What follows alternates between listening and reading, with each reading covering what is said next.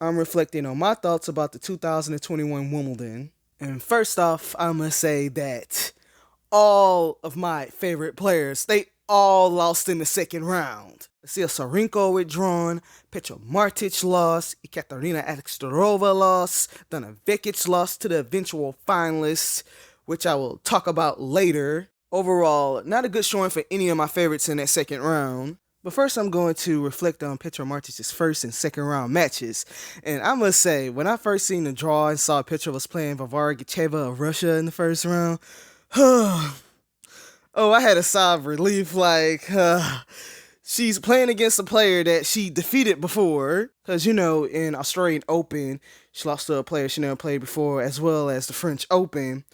So, I was happy. I was elated that she was playing a player that she defeated before. And I remember I watched her defeat Varvara Gracheva in the third round at the 2020 U.S. Open, and she defeated her recently in the first round of Parama, the 2021 Parama. So it gave me a sigh of relief knowing that Petra was playing against an opponent that she defeated, and I was possibly not looking forward to another first round loss in a major this year. And coming into Wimbledon, Petra had those 2019 fourth round points to defend. But even before entering Wimbledon, Petra did not have the best showing in her grass warm-up tournaments with a second round loss in Berlin, a first round loss in Eastbourne. So that gave me an idea how she would perform in her first round match.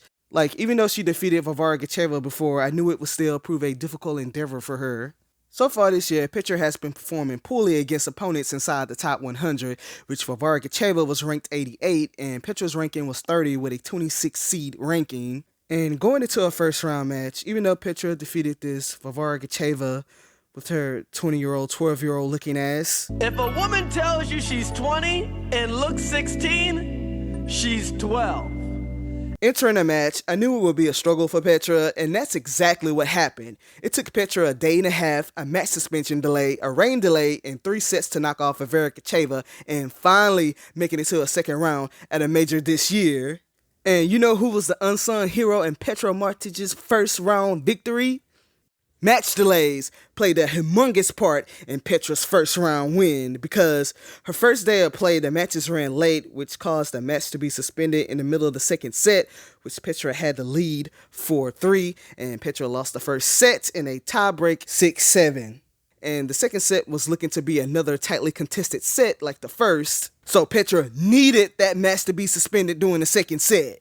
Because, a match suspension gives players time to sleep on a match, recharge, get together with their team, and rethink a new strategy going back into the match, which Petra needed that to hold off Gracheva. Then, after the match resumption, Petra won the second set and went up 3-0 in the third set, and that was another rain delay interruption, and the match resumed 3 or 4 hours later, and Petra returned and shut down the match 6-7, 6-4, 6-3, and ended her first round losing in a major drought, and was off to the second round. And here comes June 30th. The biggest news in America was Bill Cosby being released from prison.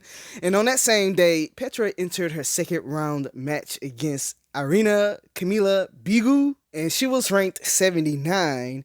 And the last time she played Irina was in the second round of the 2018 Australian Open. And comparing a player to another player who they last played 3.5 years ago is irrelevant because that player can change and advance and have growth in their tennis careers, especially on Petra's part. And with this matchup, as expected, Petra had a highly contested first set, with Irina winning the first set 7-5. And when Petra did not get to 7-5 in her first set, I thought I was in the Twilight Zone. Yes, that really happened, her not winning the set 7-5 or 7-6. But this has been the story. This has been the script from Petra all year, losing in the first set but somehow getting it together to win the second. Because there were not any clouds in the sky during this match, so there was no chance of a rain delay or match suspension to bail Petra out like how I felt it did in the last round. So she had no time to recollect herself when things were not going her way, which happened in this match. The second set was tight until Petra got broken at 3-all and Irina went up 4-3. And when Irina got up to 5-3 in the second set,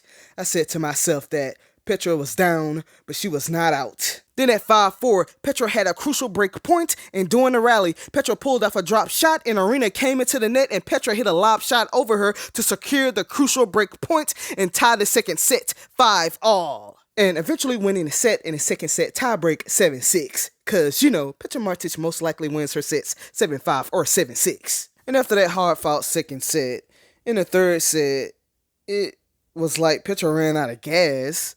Like, she put all that effort into winning the second set that when she got into the third set, it was like she was exhausted, and that was disappointing. As well as Petra played in that match, it was a shame that she lost. Even though Petra lost that match, overall, Petra played very well, so I can't complain about her loss. Like, that was a good performance. Like, that was a very good effort. That was the one thing about Petra I dislike. If I felt like she was not putting out any effort, like, that was the problem I had with her when she was losing. But in this match, she put up a tremendous amount of effort, and that's what I've been wanting to see. Even though she lost this match, like, this was one of the best matches I've seen her play all year, despite losing. So that's my only takeaway from this match. You see, some fans may get bummed out and only focus on her losing, but I'm looking at her performance as a whole throughout the match. And have you noticed, the players that Petra lost to in the majors this year, they all went on to lose in the next round. Olga Danilovic lost in the second round, Camila Giorgi lost in the second round, Arina Camila Bigu got demolished, vanquished, eradicated by Iga Swiatek in that third round. Y'all saw how bad Iga whooped Irina's ass? That means that she had no business being in the third round in the first place. But the downside of Petra losing this match was she failed to defend those fourth round points from 2019. She lost 170 points and fell back 2 spots in the rankings. And as of June 30th, she's ranked 32. And I remember what I said at the beginning of the year, back in early February, doing that Australian Open update video. I said that Petra worked really hard to get herself inside the top 20, and it would be sad to see her finish the year outside the top 30, but now in July, it's not even the end of the year yet, and she's already outside the top 30. Yeah, when I said that back in early February, I did not anticipate Petra playing as horrific as she did when she had that 5-match losing streak. I mean, Petra looked like the trash Houston Rockets when they had that 20-game losing streak this year. I was like, Petra, girl, what are you doing? You bringing the Houston Rockets losing streak to tennis? But I hope that by the end of the year, she can hold her composure and not finish the year outside the top 40 now. And in the Wimbledon, in the Petra's grass season campaign, which was abysmal. She played 3 grass tournaments. Berlin lost in the second round, Eastbourne lost in the first round, and lost in the second round here. And she played doubles here, but I didn't watch any of her doubles matches, partially because I don't like watching doubles. Her second round doubles match, it coincided with the Roger Federer-Cameron Norrie match.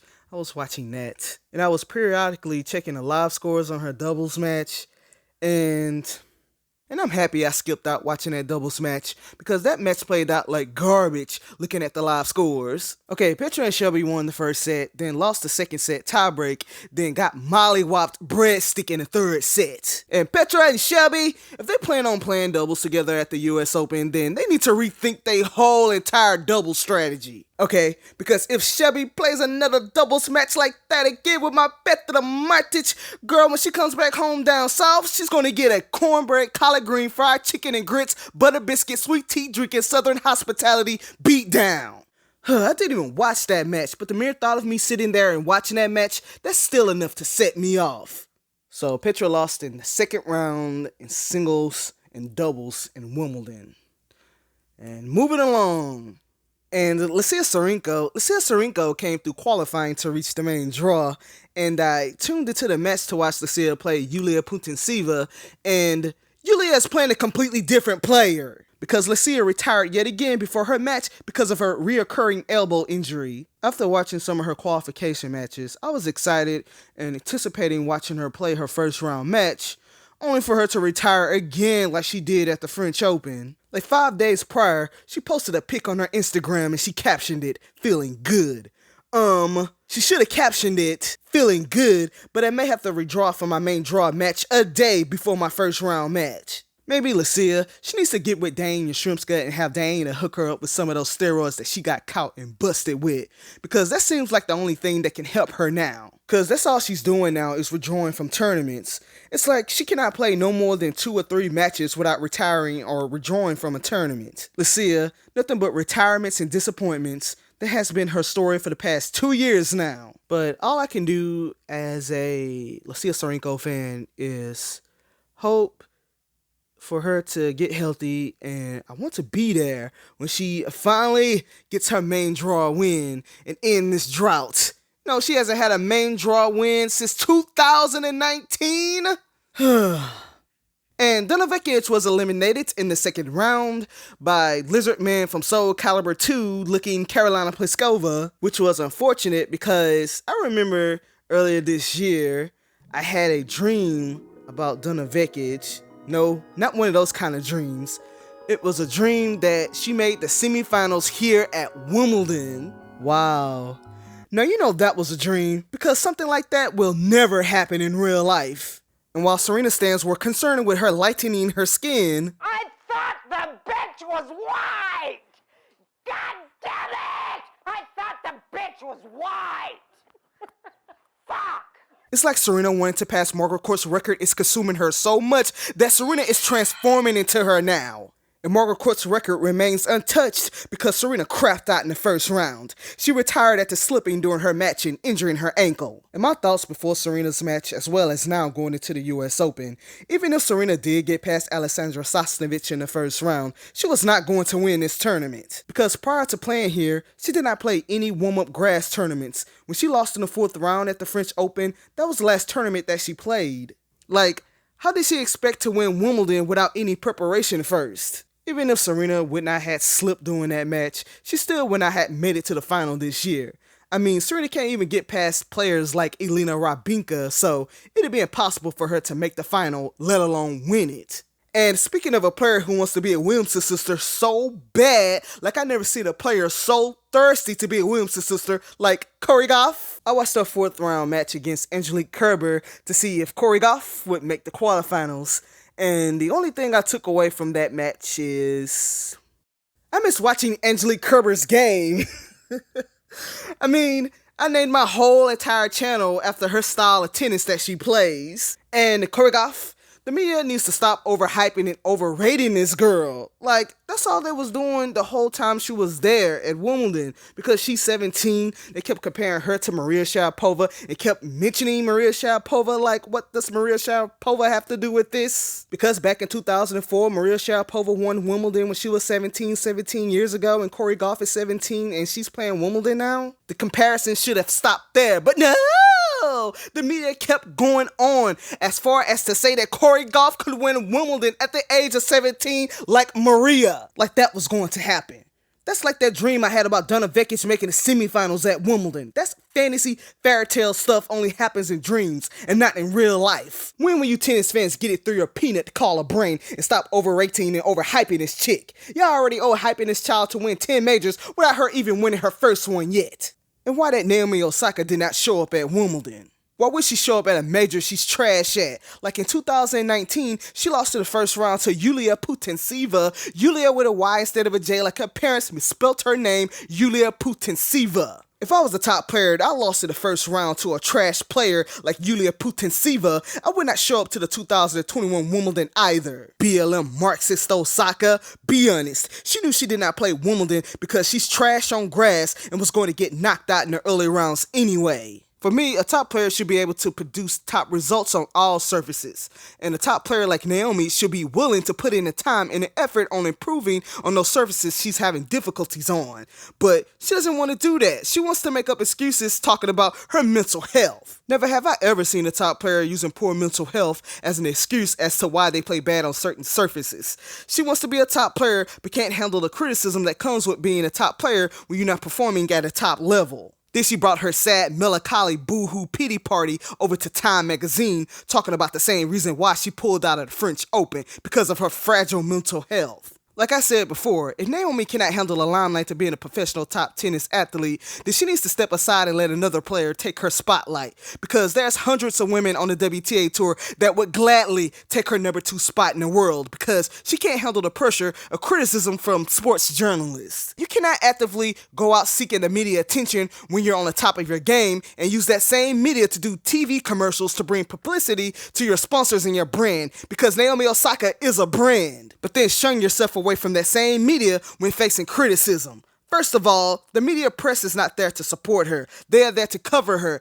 And if covering and reporting her when she's not playing well, that's what they're going to report on and ask questions about. The media, those sports journalists, they are not a part of her PR team. So those sports reporters in those press conferences, they're going to cover her like any other athlete. Like if you're performing well in your sport, that's what they will report on. That's what they're going to cover. But when you playing like straight up trash at a large scale event like the French Open and Wimbledon, you can't hide away and avoid the media because you don't want them covering you when you're not performing well. That's not how the media works. You cannot turn the media on and off like they're a light switch. She withdrew from Wimbledon expressing the same reason why she pulled out of the French Open, but all of a sudden, her mental health problems have improved in time for her to play in the Olympics. Wow, what a miracle. Now, I would really take her mental health issues seriously if she was not playing in the Olympics. If her mental health is in such a bad state of mind that it is causing her to pull out of French Open and not play in Wimbledon, then she should not be playing at the Olympics. But of course, it's the Tokyo Olympics. Of course, she's representing Japan. Of course, she's going to play there. She was not going to skip out on the Olympics because her sponsors was not going to let her skip out on the Olympics. Who's not going to pass up an opportunity to play the Olympics in their home country where everyone in the media is going to be funding over them? I don't care about Naomi playing the Tokyo Olympics. And when she plays the Olympics, I'm going to be supporting every player that she plays against. For me, every opponent that she plays is going to be my favorite.